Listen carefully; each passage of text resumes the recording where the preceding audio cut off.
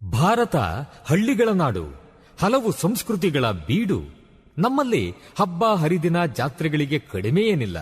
ಹೀಗೆಲ್ಲ ಜಾತ್ರೆ ಉತ್ಸವಗಳು ನಡೆಯುವಾಗ ಇಂಥದ್ದೊಂದು ಶಬ್ದ ನಾದ ನಮಗೆ ಕೇಳುತ್ತಲೇ ಇರುತ್ತದೆ.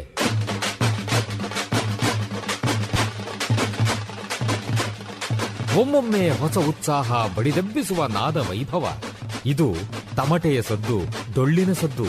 ಇವು ಮೇಳೈಸಿದಾಗ ಒಮ್ಮೆಲೆ ಒಗ್ಗೂಡುತ್ತವೆ ನಮ್ಮ ಮೈಮನಗಳು. ಇದು ಗ್ರಾಮೀಣ ಸಂಸ್ಕೃತಿ. ಇಲ್ಲಿ ಇಲ್ಲ ಯಾವುದೇ ಇತಿಮಿತಿ.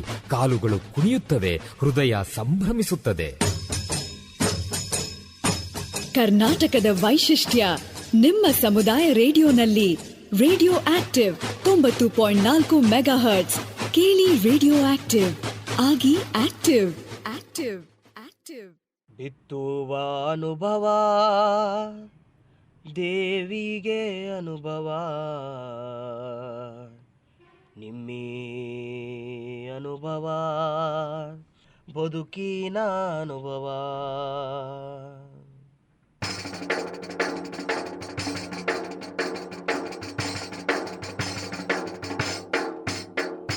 ಬಿತ್ತುವ ಅನುಭವ ದೇವಿಗೆ ಅನುಭವ, ಅನುಭವ ಬದುಕಿನ ಅನುಭವ. ಬಿತ್ತುವ ಅನುಭವ ದೇವಿಗೆ ಅನುಭವ, ನಿಮ್ಮಿ ಅನುಭವ ಬದುಕಿನ ಅನುಭವ. ವಯೋಸಹಜ ಮುಪ್ಪಿಗೊಂದು ಸವೆಸ ಬಂದ ಹಾದಿಯ ನೆನಪಿಗೊಂದು ದೇಹವೆಂಬ ನರನಾಡಿ ಎಲುಬುಗಳ ಮತ್ತಕ್ಕೊಂದು ಎದೆಯ ಒಳಗೆ ಅರಿವಿಗೊಂದು ಜೀವ ನೀಡುವ ಚೈತನ್ಯ ಜ್ಞಾನ ವಿಜ್ಞಾನದ ಬೆಳಕು. ಬಿತ್ತುವ ಅನುಭವ ದೇವಿಗೆ ಅನುಭವ, ನಿಮ್ಮಿ ಅನುಭವ ದೇವಿಗೆ ಅನುಭವ. ನಿಮ್ಮಂಥ ರಂಗದ ಕದ ತೆಗೆದು ಬನ್ನಿ, ಮುಪ್ಪಿನ ಬದುಕಿಗೆ ಚೈತನ್ಯ ತುಂಬುವ. ಮುಪ್ಪಿನ ಆರೋಗ್ಯ ಆರೈಕೆಯ ವಿಜ್ಞಾನ ದೇವಿಗೆ ಅನುಭವ, ನಿಮ್ಮಿ ಅನುಭವ. ಬಿತ್ತುವ ಅನುಭವ ದೇವಿಗೆ ಅನುಭವ, ನಿಮ್ಮಿ ಅನುಭವ ಬದುಕಿನ ಅನುಭವ, ನಿಮ್ಮಿ ಅನುಭವ ಬದುಕಿನ ಅನುಭವ, ನಿಮ್ಮಿ ಅನುಭವ ಬದುಕಿನ ಅನುಭವ. ನಮಸ್ಕಾರ ಕೇಳುಗರೆ, ನೀವು ಕೇಳ್ತಾ ಇದ್ದೀರಿ 90.4 ಕಂಪನಾಂಕಗಳ ಸಿಆರ್ ರೇಡಿಯೋ ಆಕ್ಟಿವ್. ಇದು ಬೆಂಗಳೂರಿನ ಮೊಟ್ಟಮೊದಲ ಸಮುದಾಯ ಬಾನುಲಿ ಕೇಂದ್ರ. An initiative of the department of media studies, Jain deemed to be university. ಇವತ್ತಿನ ಅನುಭವ ಕಾರ್ಯಕ್ರಮಕ್ಕೆ ತಮ್ಮೆಲ್ಲರಿಗೂ ಆತ್ಮೀಯ ಆಧಾರದ ಸ್ವಾಗತ. ಕೇಳುಗರೆ, ಅನುಭವ ಕಾರ್ಯಕ್ರಮದ ಪ್ರಾಯೋಜಕರು ವಿಜ್ಞಾನ ಪ್ರಸಾರ ಮತ್ತು ಅಳಗಪ್ಪ ವಿಶ್ವವಿದ್ಯಾನಿಲಯ. Project is conceived by doctor Sridhar, mentored by Sai Sudha. ಕೇಳುಗರೆ, ನಾನು ನಿಮ್ಮ ರೇಡಿಯೋ ಗೆಳತಿ ಪದ್ಮಪ್ರಿಯ. ಇವತ್ತಿನ ಅನುಭವ ಕಾರ್ಯಕ್ರಮದಲ್ಲಿ ಯಾವ ವಿಷಯದ ಬಗ್ಗೆ ಪ್ರಸಾರ ಮಾಡ್ತಿದ್ದೀರಿ ಅಂತ ತಾವೆಲ್ಲ ಕುತೂಹಲದಿಂದ ಕಾಯ್ತಾ ಇದ್ದೀರಿ ಅಂತ ನನಗೆ ಗೊತ್ತು.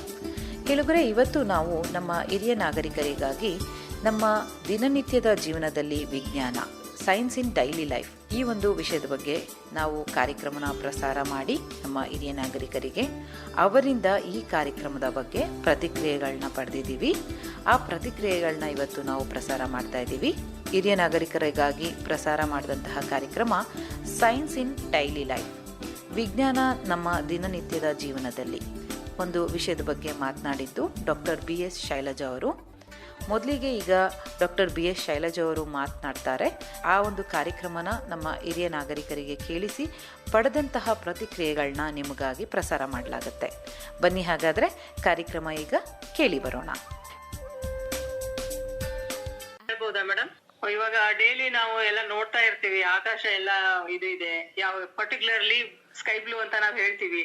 ಏನೇ ಕೇಳಿದ್ರು ಸ್ಕೈ ಬ್ಲೂ ಅಂತ ಹೇಳ್ತಿರ್ತೀವಿ. ಅದಕ್ಕೆ ವೈ ಸ್ಕೈ ಇಸ್ ಬ್ಲೂ, ಆಕಾಶ ಯಾಕೆ ನೀಲಿ ಆಗಿದೆ, ಅದಕ್ಕೆ ಏನ್ ಸೈಂಟಿಫಿಕ್ ರೀಸನ್ ಅಂತ ಕೇಳಲಿಕ್ಕೆ ಇಷ್ಟಪಡ್ತೀನಿ.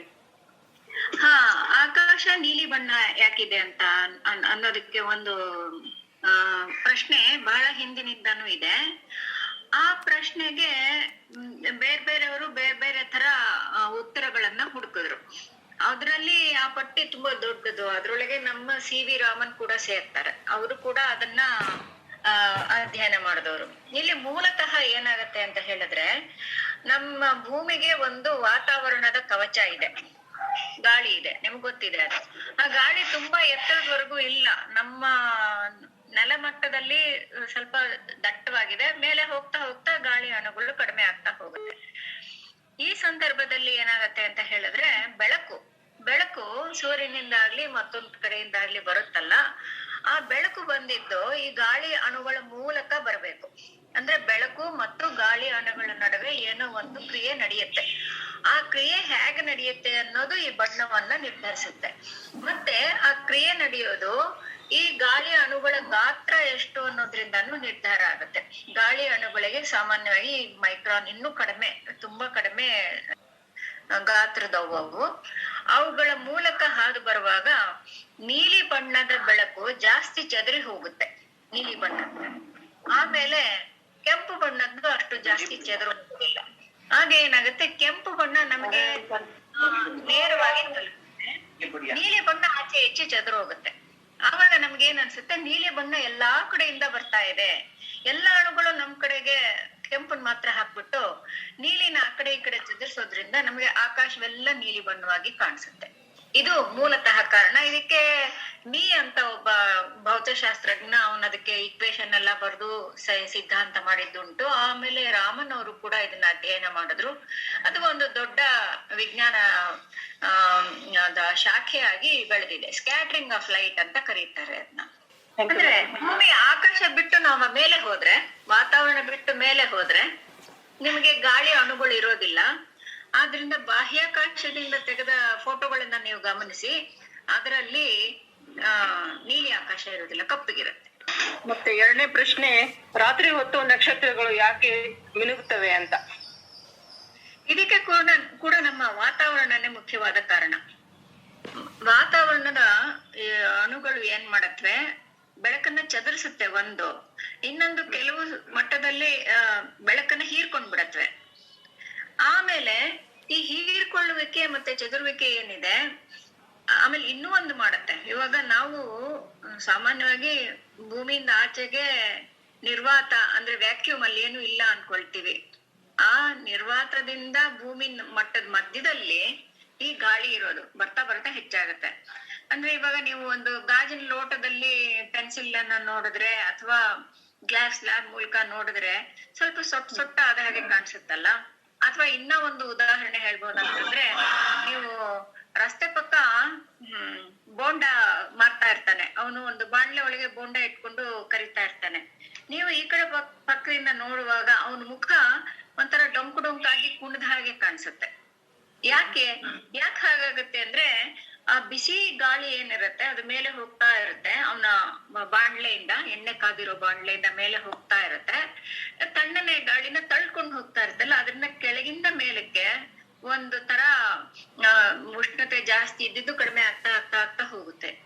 ಇದ್ರ ಮೂಲಕ ಬೆಳಕು ಹರಿದು ಬರುವಾಗ ಅದು ಸ್ವಲ್ಪ ಸೊಟ್ಟಪಟ್ಟ ಆದ ಹಾಗೆ ಕಾಣಿಸುತ್ತೆ. ಹಾಗಾಗಿ ನಮಗೆ ಆ ವ್ಯಕ್ತಿ ಮುಖ, ಬೋಂಡ ಕರಿಯೋನು ಆ ಕಡೆ ಇರ್ತಾನಲ್ಲ, ಅವನ ಮುಖ ಡೊಂಕಾದ ಹಾಗೆ ಕಾಣಿಸುತ್ತೆ. ಇದಕ್ಕೆ ಇನ್ನೂ ಸ್ಪಷ್ಟವಾದ ಉದಾಹರಣೆ ಅಂದ್ರೆ, ನೀವು ನೀರಿನಲ್ಲಿ ಚಂದ್ರನ ಪ್ರತಿಬಿಂಬ ನೋಡಿರ್ತೀರ. ಆ ನೀರು ಇವಾಗ ಸರೋವರ, ನದಿ ಆತರ ಯಾವ್ದಾದ್ರು ಆದ್ರೆ ನೀರು ನಿಶ್ಚಲವಾಗಿದ್ರೆ ಬಿಂಬ ಗುಂಡಿಗೆ ಇರುತ್ತೆ. ಆದ್ರೆ ನೀರಿಗೆ ನೀವು ಕಲ್ಲೆಸಿದ ತಕ್ಷಣ ಏನಾಗುತ್ತೆ, ತರಂಗಗಳು ಬರುತ್ತೆ. ಅವಾಗ ಹಬ್ಬ ಕುಳಿತಾ ಇದೆಯೇನೋ, ಅಲ್ಲಾಡ್ತಾ ಇದೆಯೇನೋ ಅಂತ ಅನ್ಸುತ್ತೆ. ಅಲ್ಲೇನಾಗತ್ತೆ, ಆ ಬೆಳಕು ಅದ್ರ ಮೂಲಕ ಬರೋದ್ರಿಂದ ಆ ಗಾಳಿ ಅಣುಗಳು ಅಥವಾ ನೀರಿನ ಅಣುಗಳು ಯಾವ ತರ ಸ್ಪಂದಿಸುತ್ತೆ ಅದ್ರ ಪ್ರಕಾರ ಬಿಂಬನು ವ್ಯತ್ಯಾಸ ಆಗುತ್ತೆ. ಇದೇ ತರ ನಕ್ಷತ್ರಕ್ಕೂ ಆಗತ್ತೆ. ಆದ್ರಿಂದ ನಕ್ಷತ್ರಗಳು ತುಂಬಾ ದೂರ ಇದೆ. ಆ ದೂರದಿಂದ ಬರೋ ಕ್ಷೀಣವಾದ ಬೆಳಕು ನಮ್ಮ ಗಾಳಿ ಮೂಲಕ ಹಾದು ಬರುವಾಗ ಇದೇ ತರ, ಇದಕ್ಕೆ ವಕ್ರೀಭವನ, ರಿಫ್ರಾಕ್ಷನ್ ಅಂತಾರೆ, ಸ್ಕ್ಯಾಟ್ರಿಂಗ್ ಎಲ್ಲವೂ ಇರುತ್ತೆ ಅದ್ರೊಳಗೆ, ಅಬ್ಸಾರ್ಪ್ಷನ್ ಎಲ್ಲ ಹೀರ್ಕೊಳ್ಳೋದು ಎಲ್ಲ ಆಗಿ ಕೊನೆಗೆ ನಮ್ಮ ಹತ್ರ ಬಂದಾಗ 1 ಸೆಕೆಂಡ್ ನಲ್ಲಿ ಎಡಗಡೆ ಇದ್ದಾಗ ಕಾಣಿಸುತ್ತೆ, 1 ಸೆಕೆಂಡ್ ನಲ್ಲಿ ಬಲ್ಗಡೆ ಇದ್ದಾಗ ಕಾಣಿಸುತ್ತೆ, 1 ಸೆಕೆಂಡ್ ನಲ್ಲಿ ಕಡಿಮೆ ಪ್ರಕಾಶ ಇದ್ದಾಗ ಕಾಣಿಸುತ್ತೆ, ಮುಂದಿನ ಸೆಕೆಂಡ್ ನಲ್ಲಿ ಪ್ರಕಾಶ ಜಾಸ್ತಿ ಇದ್ದಾಗ ಕಾಣುತ್ತೆ. ಹೀಗೆ ಸತತವಾಗಿ ವ್ಯತ್ಯಾಸ ಆಗ್ತಾನೆ ಇರೋದ್ರಿಂದ ಅದು ನಮಗೆ ಮಿನುಗ್ತಾ ಇದೆ ಅನ್ನೋ ಭಾವನೆ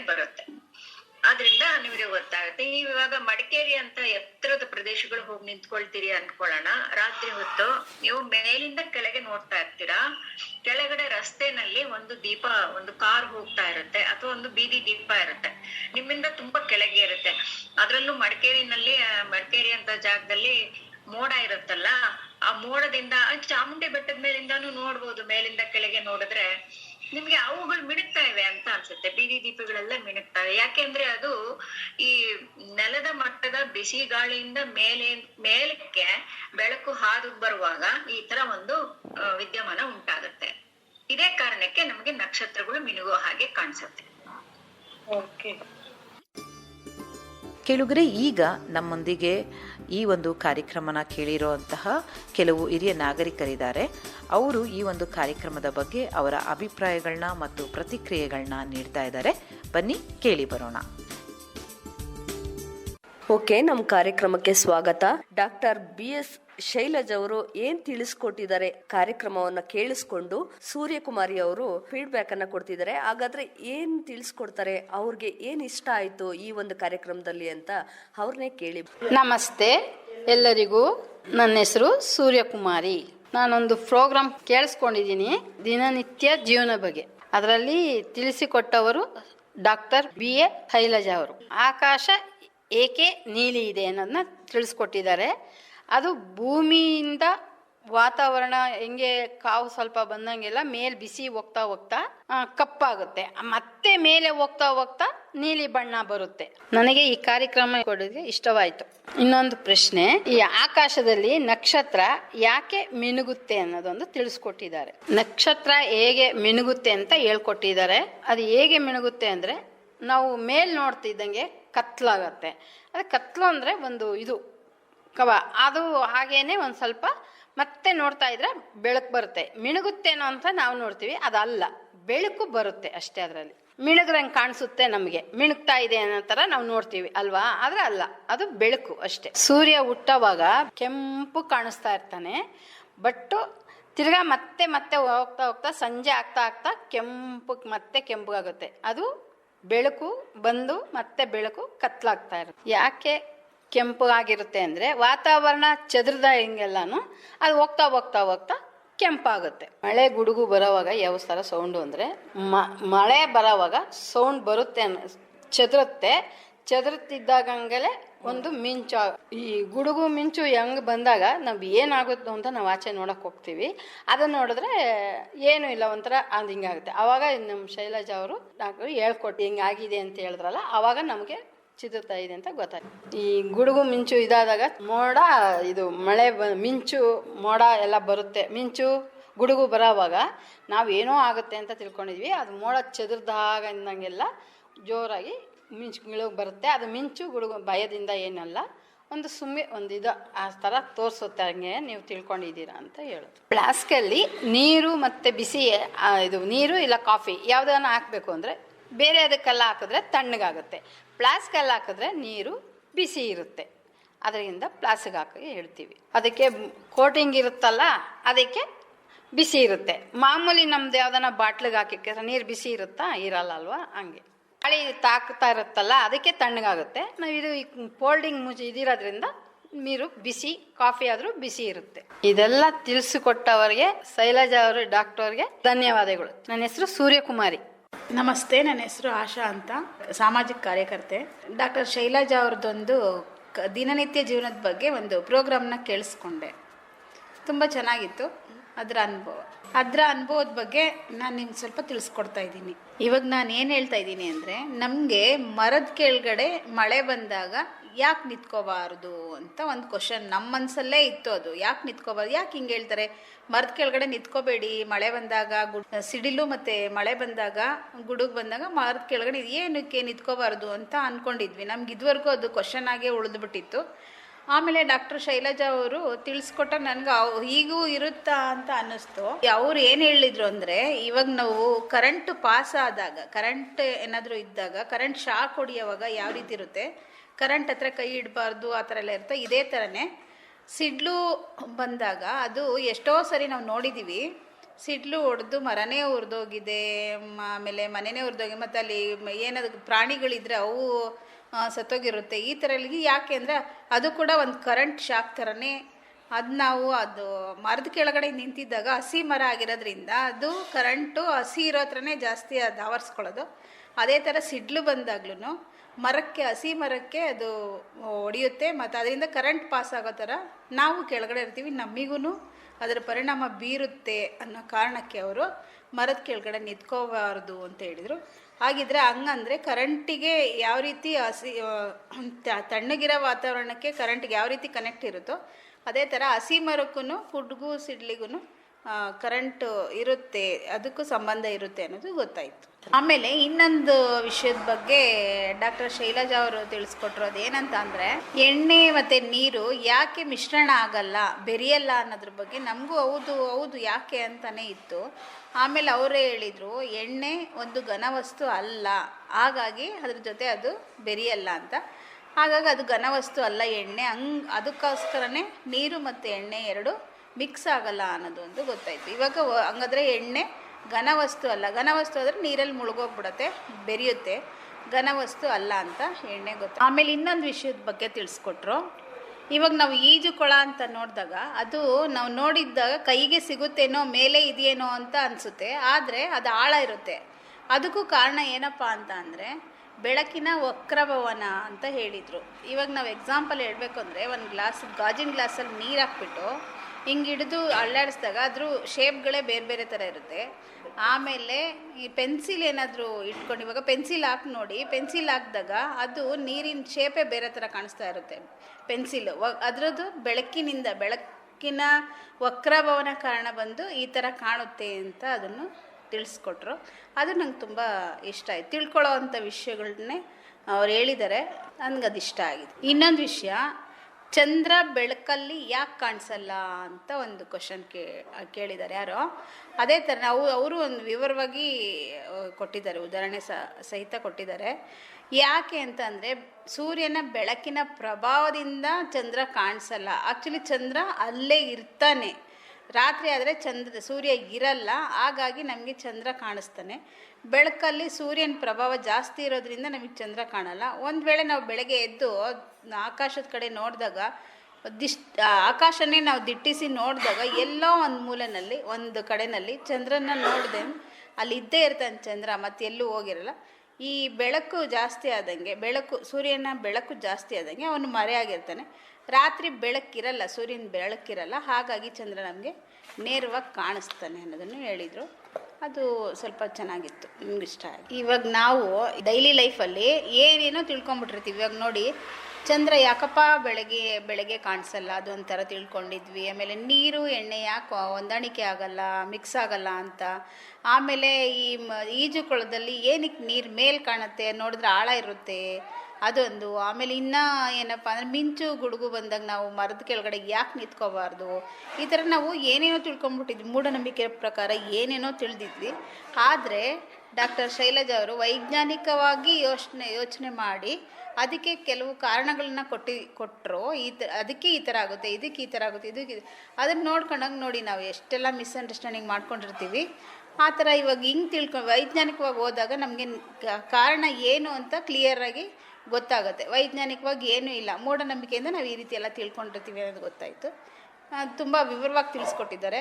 ನನ್ನ ಕಡೆಯಿಂದ ಡಾಕ್ಟರ್ ಶೈಲಜಾ ಅವರಿಗೆ ಧನ್ಯವಾದಗಳನ್ನ ನನ್ನ ಹೆಸರು ಆಶಾ ಅಂತ, ಸಮಾಜ ಕಾರ್ಯಕರ್ತ. ನಮ್ಮ ಹೆಸರು ನಾಗರಾಜು ಅಂತೇಳಿ. ಡಾಕ್ಟರ್ ಶೈಲಜಾ ಮೇಡಮ್ ಅವರು ಮಾಡ್ಕೊಟ್ಟ ಒಂದು ಪ್ರೋಗ್ರಾಮು ಡೈಲಿ ನಾವು ಕೇಳಿಸ್ಕೊಂಡೆ, ತುಂಬ ಚೆನ್ನಾಗಿತ್ತು. ನಾನೊಂದು ಪ್ರಶ್ನೆ ಕೇಳಿದೆ, ಅದು ಭೂಮಿ ಮತ್ತು ಚಂದ್ರ ಸೂರ್ಯ ಇವುಗಳ ನಡುವೆ ಸಂಬಂಧ ಏನು ಅಂತ ಕೇಳಿದ್ರು. ಅದಕ್ಕೆ ಅವರು ಸಕ್ಕರೆ ಮತ್ತು ನೀರು ಸೇರಿದ್ರೇ ಅದು ಇದಾಗೋದು, ಪಾಕ ಆಗೋದು. ಆ ರೀತಿ ಸೂರ್ಯ ಚಂದ್ರ ಮತ್ತು ಭೂಮಿ ನಡುವೆಗೆ ಒಂದು ಸಂಬಂಧ ಇದೆ ಅಂತ ಅಂದ್ಬಿಟ್ಟು ಹೇಳಿದ್ದಾರೆ. ಇಷ್ಟ ಆಯ್ತು. ಕ್ವಶನ್ ಕೇಳಿದೆ, ಸುಂಟ್ರ ಗಾಳಿ ಹೇಗೆ ಬರುತ್ತೆ ಅಂತ ಅಂದ್ಬಿಟ್ಟು. ಅದಕ್ಕೆ ಅವರು ಬಿಸಿ ಗಾಳಿ ಮೇಲಕ್ಕೆ ಹೋಗಿ ತಂಪಾದ ಗಾಳಿ ಮೇಲಿಂದ ಕೆಳಕ್ಕೆ ಫೋರ್ಸಾಗಿ ಬಂದಾಗ ಅದು ಸುಂಟ್ರ ಗಾಳಿಯಾಗಿ ಪರಿವರ್ತನೆ ಆಗುತ್ತೆ ಅಂತ ಅಂದ್ಬಿಟ್ಟು ತುಂಬ ಜೋರಾಗಿ ತುಳಿಸುತ್ತೆ ಅಂತ ಗೊತ್ತಾಗಲಿಲ್ಲ. ಈ ರೀತಿ ಬಿಸಿ ಗಾಳಿ ಜೊತೆ ತಣ್ಣಗಿರೋ ಗಾಳಿ ಸ್ಪೀಡಾಗಿ ಇದಾಗದ ಮಿಕ್ಸ್ ಆದಾಗ ಅದರ ರೌಂಡ್ ಹೊಡೆದು ಸುಳಿ ಗಾಳಿ ತರ ಆಗುತ್ತೆ ಅಂತ ಹೇಳಿ ಗೊತ್ತಾಯ್ತು. ಮಳೆಗಾಲದಲ್ಲಿ ಕಾಮನಬಿಲ್ಲು ಹೇಗೆ ಮೂಡುತ್ತೆ ಅಂತ ಕೇಳಿದಕ್ಕೆ ಅವರು ಹೇಳಿದ್ರು, ಮಳೆ ಊದು ನಿಲ್ಲೋ ಟೈಮಲ್ಲಿ ಸೂರ್ಯನ ಎದುರಿನಲ್ಲಿ ಮಳೆ ಹನಿ ಬಿದ್ದಾಗ ಅದ್ರ ಎದುರು 7 ಬಣ್ಣವಾಗಿ ಕಾಮನ ಬಿಲ್ಲು ರೌಂಡ್ ಆಗಿ ಕಾಣುತ್ತೆ ಅಂತ ಹೇಳಿದ್ರು. ತುಂಬಾ ಇಷ್ಟ ಆಯ್ತು ಅದು. ಚಂದ್ರ ತನ್ನ ಆಕಾರ ಹೇಗೆ ಬದಲಿಸ್ತಾನೆ ಅಂತ ಕೇಳೋದಕ್ಕೆ ಅವರು ಹುಣ್ಣಿಮೆ ಆದಾಗ ಪೂರ್ಣ ಚಂದ್ರ ಇರ್ತಾನೆ, ಆಮೇಲೆ ಸ್ವಲ್ಪ ದಿನ ಕಳಿತಿದಂಗೆ ಮುಕ್ಕಾಲಾಗುತ್ತೆ, ಅರ್ಧ ಭಾಗ ಆಗುತ್ತೆ, ಮತ್ತೆ ಮೋಡ ಹರಿಯೋದ್ರಿಂದ ಆತರ ಆಕಾರಗಳು ವ್ಯತ್ಯಾಸವಾಗಿ ಕಾಣ್ತಾ ಇರ್ತದೆ ಅಂತ ಹೇಳಿದ್ರು. ಬೆಳಕು ಕೂಡ ಅಂದವಾಗಿರುತ್ತೆ. ಇಷ್ಟೆಲ್ಲ ತಿಳಿಸ್ಕೊಟ್ಟಂತ ಶೈಲಜಾ ಮೇಡಮ್ಗೆ ತುಂಬಾ ಧನ್ಯವಾದ. Boiler Nagaraju Hopcoms. Rajendra doctor Shailaja madam ಅವರೇ ಪರಿಚಯ ಆಗಿದೆ. ಒಂದು ಪ್ರೋಗ್ರಾಮ್ ತಿಳಿಸ್ಕೊಟ್ರು ಡೈಲಿ ಲೈಫ್ ಬಗ್ಗೆ. ಚೆನ್ನಾಗಿತ್ತು. ಅದರಿಂದ ಭೂಮಿಗೆ, ಚಂದ್ರನ್ಗೆ, ಸೂರ್ಯಕ್ಕೆ ಪ್ರಶ್ನೆ ಕೇಳಿದೆ, ವ್ಯತ್ಯಾಸ ಕೇಳಿದೆ. ಒಂದು ಉದಾಹರಣೆ ಹೇಳಿದ್ರು, ಸಕ್ಕರೆ ಪಾಕ ಅಂತೆ, ನೀರು ಸಕ್ಕರೆ ಸೇರಿದ್ರೆ ಪಾಕ ಆಗುತ್ತೆ. ಅದೇ ತರ ಭೂಮಿಗೆ ಸೂರ್ಯಕ್ಕೆ ಒಂದು ಡಿಫ್ರೆಂಟ್ ವ್ಯತ್ಯಾಸ ಆಗುತ್ತೆ. ಇದು 3ಕ್ಕೂ ಸಂಬಂಧ ಇರ್ತದೆ. ಅದು ನಮ್ಗೆ ತುಂಬಾ ಇಷ್ಟ ಆಯ್ತು. ಕೇಳಿದೆ, ಸುಂಟ್ರೆ ಗಾಳಿ ಹೇಗೆ ಬರುತ್ತೆ, ಮೇಲೆ ಹೋಗ್ತಿದೆ, ತಂಡೆ ಗಾಳಿ ಕೆಳಗಡೆ ಬರ್ತದೆ, ಅದರಿಂದ ಸುತ್ತಿ ತುಂಬಾ ಜೋರಾಗಿ ನುಂಗುತ್ತದೆ, ಅದರಿಂದ ತುಂಬಾ ವೇಗವಾಗಿ ಸುಳಿಸುತ್ತೈತೆ. ಅದಕ್ಕೆ ಸುಂಟ್ರೆ ಗಾಳಿ ಹೇಳ್ತಾರೆ. ಕಾಮನ ಬಿಲ್ಲಿ ಅದು ಹೇಗೆ ಮೂಡುತ್ತೆ ಆಗ, ಇದು ಮಳೆ ನಿಂತಾಗ ಸೂರ್ಯ ಒಂದೇ ಕಡೆ ನಿರ್ದಿಷ್ಟ ಆಕಾರ ಹೊಂತಾನೆ, ಆಕಾಶ ಎಲ್ಲ ನೀಲಿ ಆಗುತ್ತೆ, ಬಲ್ಲೆಗಳು ಇದ್ದ ಕಡೆ ಇರ್ತವೆ, ಕಾಮನ್ ಬಿಲ್ಲೆ ಮೂಡುತ್ತೆ. ಶೈಲಜಾ ಅವರೇ ಮೇಡಮ್ ಇದನ್ನು ಹೇಳಿದ್ರು. ನನಗೆ ಗೊತ್ತಿರಲ್ಲ, ಇದನ್ನು ತಿಳಿಸ್ಕೊಟ್ರು. ನಾನೊಂದು ಕ್ವಶನ್ ಕೇಳಿದೆ, ಚಂದ್ರ ಆಕಾರ ಬದಲಾಯಿಸ್ತಾರೆ ಯಾಕೆ ಅಂತ ಕೇಳಿದೆ. ಚಂದ್ರನ ಮೇಲೆ ಬೆಳಕು ಬಿದ್ದಾಗ ಅರ್ಧ ಚಂದ್ರ ತನಕ ಕಾಣ್ತಾರೆ, ಅದಕ್ಕೆ ಆಕಾರ ಬದಲಾವಣೆ ಆಗುತ್ತೆ. ದಿನನಿತ್ಯ ನೋಡ್ತಾ ಇರ್ತೀವಿ, ಯಾಕೆ ಚಂದ್ರ ಹಿಂಗೆ ಕಾಣ್ತಾನೆ ಅದನ್ನು ಮೇಡಮ್ ತಿಳಿಸ್ಕೊಟ್ರು. ಬೆಳಕು ಚಂದ್ರನ ಮೇಲೆ ಹರದಂಗ ಆಕಾರ ಬದಲಾಗುತ್ತೆ. ನನಗೆ ತುಂಬಾ ಇಷ್ಟ ಆಯ್ತು. ಮೇಡಮ್ ಅವ್ರಿಗೆ ತುಂಬಾ ಧನ್ಯವಾದಗಳು. ನನ್ನ ಹೆಸರು ರಾಜೇಂದ್ರನ್ ಅಂತ. ಕೇಳುಗರೆ ಕೇಳಿದ್ರಲ್ಲ, ಇಲ್ಲಿ ತನಕ ನಮ್ಮ ಜೊತೆ ಸಾಕಷ್ಟು ಹಿರಿಯ ನಾಗರಿಕರಿದ್ದರು. ಈ ಒಂದು ನಮ್ಮ ದಿನನಿತ್ಯದ ಜೀವನದಲ್ಲಿ ವಿಜ್ಞಾನ ಈ ಒಂದು ಕಾರ್ಯಕ್ರಮನ ಕೇಳಿ ಅವರ ಪ್ರತಿಕ್ರಿಯೆಗಳನ್ನ ನೀಡಿದ್ರು. ಈ ಕಾರ್ಯಕ್ರಮ ತಮ್ಮೆಲ್ಲರಿಗೂ ಇಷ್ಟ ಆಗಿದೆ ಅಂತ ನಾನು ಭಾವಿಸ್ತಾ ಇವತ್ತಿನ ಕಾರ್ಯಕ್ರಮನ ಇಲ್ಲಿಗೆ ಮುಕ್ತಾಯಗೊಳಿಸ್ತಾ ಇದ್ದೀನಿ. ಕಾರ್ಯಕ್ರಮ ಮುಗಿಸೋದಕ್ಕೂ ಮುಂಚೆ ನಮ್ಮ ಕಾರ್ಯಕ್ರಮದ ಬಗ್ಗೆ ನಿಮ್ಮ ಅನಿಸಿಕೆ ಅಭಿಪ್ರಾಯಗಳಿದ್ದಲ್ಲಿ ನಮಗೆ ತಿಳಿಸಬಹುದು. ನಮ್ಮ ಮೇಲ್ ID radioactive 90.4 MHz@gmail.com ಈ ಒಂದು ಮೇಲ್ ಐಡಿಗೆ ನಿಮ್ಮ ಅಭಿಪ್ರಾಯಗಳನ್ನ ತಿಳಿಸಬಹುದು ಅಂತ ಹೇಳ್ತಾ, ಹಾಗೆ ಈ ಒಂದು ಕಾರ್ಯಕ್ರಮನ ರೇಡಿಯೋದಲ್ಲಿ ಕೇಳಲು ಮಿಸ್ ಆಗಿದ್ದಲ್ಲಿ ನೀವು iRadio ವೆಬ್ಸೈಟ್ಗೆ ಹೋಗಿ ಈ ಕಾರ್ಯಕ್ರಮನ ಕೇಳಬಹುದು ಅಂತ ಹೇಳ್ತಾ, ನಿರಂತರವಾಗಿ ಕೇಳಿ 90.4 ಕಂಪನಾಂಕಗಳ CR ರೇಡಿಯೋ ಆಕ್ಟಿವ್. ಇದು ಬೆಂಗಳೂರಿನ ಮೊಟ್ಟಮೊದಲ ಸಮುದಾಯ ಬಾನುಲಿ ಕೇಂದ್ರ. ನಾನು ನಿಮ್ಮ ರೇಡಿಯೋ ಗೆಳತಿ ಪದ್ಮಪ್ರಿಯ ಇಲ್ಲಿಂದ ಹೊರಡ್ತಾ ಇದ್ದೀನಿ. ಮುಂದಿನ ವಾರ ಮುಂದಿನ ಕಾರ್ಯಕ್ರಮದೊಂದಿಗೆ ನಿಮ್ಮ ಜೊತೆ ಇರ್ತೀನಿ ಅಂತ ಹೇಳ್ತಾ ಧನ್ಯವಾದಗಳು.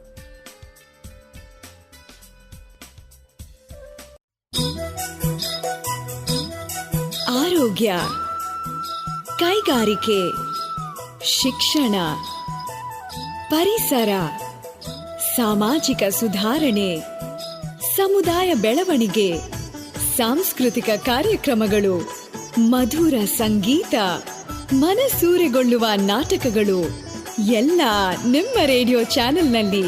Radio active 90.4 megahertz. ಕೇಳಿ ರೇಡಿಯೋ ಆಕ್ಟಿವ್ ಆಗಿ ಆಕ್ಟಿವ್.